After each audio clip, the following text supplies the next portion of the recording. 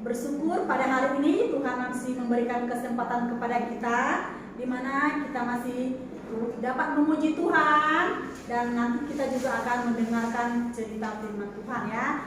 Nah, kita mau memuji Tuhan, tetapi kita mau berdoa terlebih dahulu. Anak-anak di rumah bisa ikut lause berdoa bersama-sama ya. Kalian pasti sudah tahu bagaimana sikap doa. Mari kita berdoa. Terima kasih Tuhan, untuk hari ini Engkau masih memberikan kesempatan kepada kami, di mana kami masih bisa memuji, memuliakan nama-Mu. Kiranya Engkau yang menolong setiap guru-guru lause-lause yang mengajar, agar diberikan kesehatan yang baik, dan anak-anak juga yang di rumah dapat menjadi anak yang taat serta takut kepada Tuhan. Ampuni dosa kami yang kami lakukan, baik dengan pikiran, perkataan, dan perbuatan. Sebentar kami juga akan memuji Engkau, kiranya Engkau yang menolong, dan kami juga akan mendengarkan firman-Mu, supaya Engkau membukakan lubuk jantung kami, dan kami dapat menyimaknya dengan baik. Hanya di dalam nama Tuhan Yesus kami sudah berdoa, amin. Nah, anak-anak di rumah, sekarang kita mau memuji Tuhan. Kita buka pujian nomor 286. Janganlah kau tinggalkanku.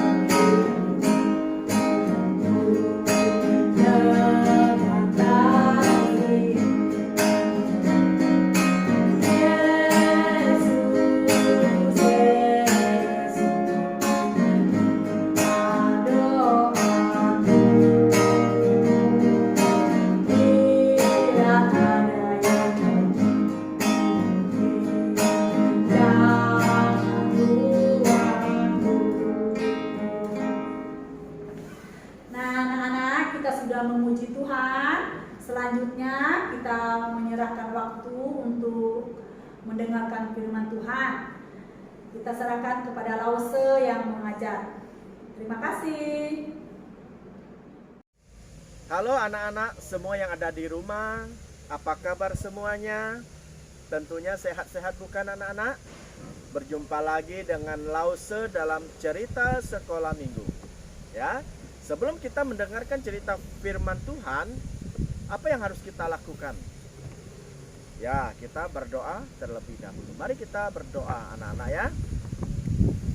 Bapa kami yang ada di surga, kami mau mengucap syukur dan terima kasih Bapa atas penyertaan-Mu, kebaikan-Mu di dalam kehidupan kami pribadi lepas pribadi. Terima kasih pada saat ini kami anak-anak-Mu mau mendengarkan cerita firman Tuhan. Kiranya Engkau menolong Bapa agar kami dapat mengerti firman Tuhan yang disampaikan.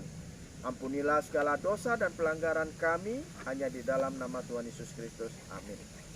Nah anak-anak, hari ini kita akan belajar dari Injil Yohanes ya. Kita buka di Injil Yohanes pasal yang kedua ayat 23 sampai pasal 3 ayat 21.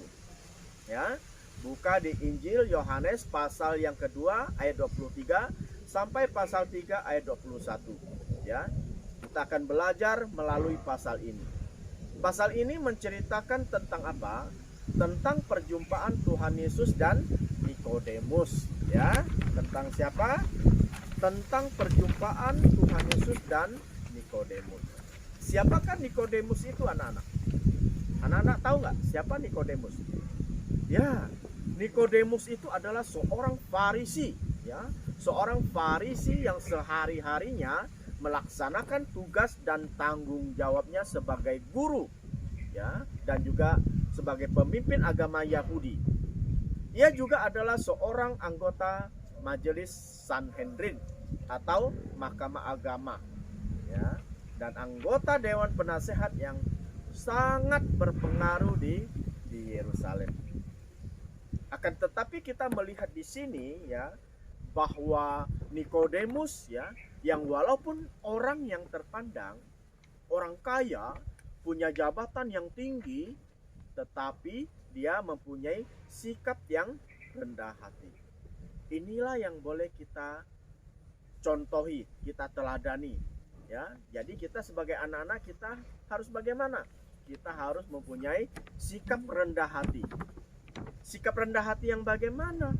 Seperti Nikodemus, ya. Walaupun dia seorang pemimpin agama, ya. Walaupun dia seorang yang terpandang, tetapi dia ingin menjumpai Tuhan Yesus secara pribadi dan pada malam hari. Ya. Nah, dan dari cara Nikodemus ya menjumpai Tuhan Yesus menunjukkan betapa dia ingin mengetahui lebih lanjut siapa sebenarnya Tuhan Yesus, ya, yang dia telah dengar melalui pengajaran Tuhan Yesus dan tanda-tanda Tuhan Yesus.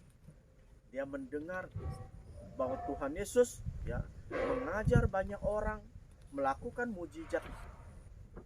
Nah, bagi Nikodemus yang telah diperbuat oleh Tuhan Yesus itu tidak dapat ya dilakukan oleh siapapun manusia bila Allah tidak menyertainya. Nikodemus percaya hal itu. Nah, anak-anak, kalau kita melihat kelompok Farisi ya adalah satu kelompok yang sangat membenci Tuhan Yesus. Kalau kita melihat sepanjang pelayanan Tuhan Yesus selama 3,5 tahun di dunia ini, dia selalu memperoleh apa? Dia selalu memperoleh serangan-serangan dari orang-orang Farisi dan ahli-ahli Taurat. Akan tetapi kita melihat di sini ya, Nikodemus itu dia berbeda dengan orang-orang Farisi lainnya. Di sini Nikodemus berusaha untuk ya mengenal lebih jauh lagi siapakah Tuhan Yesus sebenarnya. Dia ingin mengenal Tuhan Yesus. Dia ingin belajar dari Tuhan Yesus. Oleh karena itulah dia harus bagaimana? Dia harus menjumpai Tuhan Yesus saat pada malam hari untuk menghindari ya dari pengamatan orang banyak.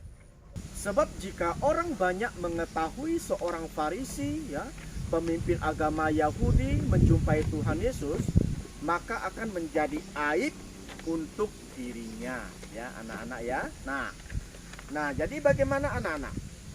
Jadi setelah Nikodemus bertemu dengan Tuhan Yesus, maka Tuhan Yesus mengatakan kepadanya, Ya, Tuhan Yesus mengatakan kepadanya, "Aku berkata kepadamu, sesungguhnya jika seorang tidak dilahirkan kembali, ya, dia tidak dapat melihat kerajaan Allah." Nah, anak-anak, Nikodemus dia menjadi bingung, ya. Dia berkata, bagaimana mungkin seorang dilahirkan kembali? Apakah dia dapat masuk kembali ke dalam kandungan ibunya? Bisa tidak, anak-anak? Tidak bisa, ya. Di sini Tuhan Yesus menjelaskan kepada Nikodemus, ya, bahwa dia tidak berbicara tentang kelahiran secara fisik, ya. Tuhan Yesus tidak membicarakan tentang kelahiran fisik, melainkan berbicara tentang kelahiran rohani. Di sini Tuhan Yesus menjelaskan bahwa seseorang harus dibaptis dengan air dan Roh Kudus.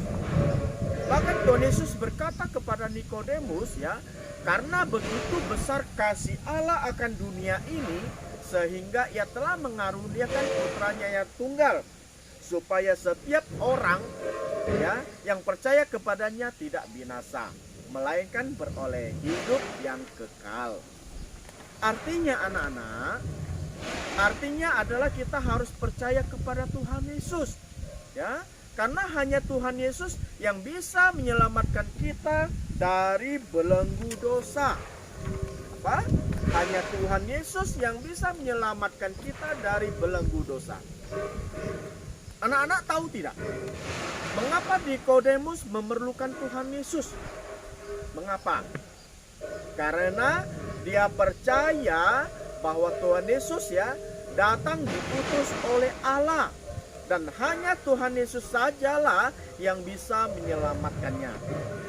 Nah, anak-anak, mengapa kita juga memerlukan Tuhan Yesus? Ini adalah satu pertanyaan yang penting. Ya, mengapa kita juga memerlukan Tuhan Yesus? Karena kita adalah orang-orang berdosa. Ya, kita selalu berbuat dosa. Baik melalui pikiran, perkataan, dan perbuatan, selalu berdosa, ya. Jadi kita tidak bisa menolong diri kita sendiri loh, anak-anak, ya. Ingat, kita tidak bisa menolong diri kita sendiri. Papa mama juga tidak bisa menolong kita, ya. Agama juga tidak bisa menyelamatkan kita. Apalagi perbuatan baik juga tidak bisa menolong kita, menyelamatkan kita, ya. Tetapi yang bisa menyelamatkan kita, ya, siapa? Siapa yang bisa menolong dan menyelamatkan kita dari dosa? Hanya Tuhan Yesus yang bisa menolong dan menyelamatkan kita dari belenggu dosa. Ya. Bagaimana caranya Tuhan Yesus menyelamatkan dosa kita, anak-anak? Yaitu dengan mati di atas kayu salib. Ya. Pada hari Jumat Tuhan Yesus disalibkan. Ya.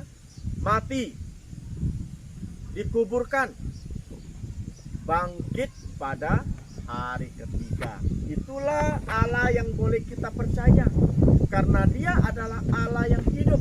Dia bangkit pada hari ketiga. Anak-anak, kalau Tuhan Yesus tidak bangkit dari kematian, kita tidak boleh percaya kepada Dia. Akan tetapi di sini firman Tuhan jelas mengatakan bahwa Tuhan Yesus mengalahkan maut, yaitu dengan bangkit dari kematian. Oleh karena itulah kita harus percaya kepada Tuhan Yesus. Pertanyaannya adalah, anak-anak mau tidak percaya Tuhan Yesus? Ya, Lause harapkan semua anak-anak dapat percaya Tuhan Yesus, ya, karena hanya Tuhan Yesus yang bisa menyelamatkan kita. Kita harus selalu belajar, ya anak-anak, ya, seperti Nikodemus. Ya, Nikodemus walaupun dia adalah seorang pemimpin agama, dia seorang pinter, ya, tetapi dia mau belajar. Belajar dari siapa? Belajar dari Tuhan Yesus, karena Tuhan Yesus adalah Maha Guru, guru dari segala guru. Tuhan Yesus adalah Allah yang Maha Tahu, Maha Hadir, dan Maha Kuasa. Oleh karena itulah kita harus percaya kepada Tuhan Yesus. Kalau kita percaya kepada Tuhan Yesus, kita akan diberikan janji, ya, kehidupan yang kekal.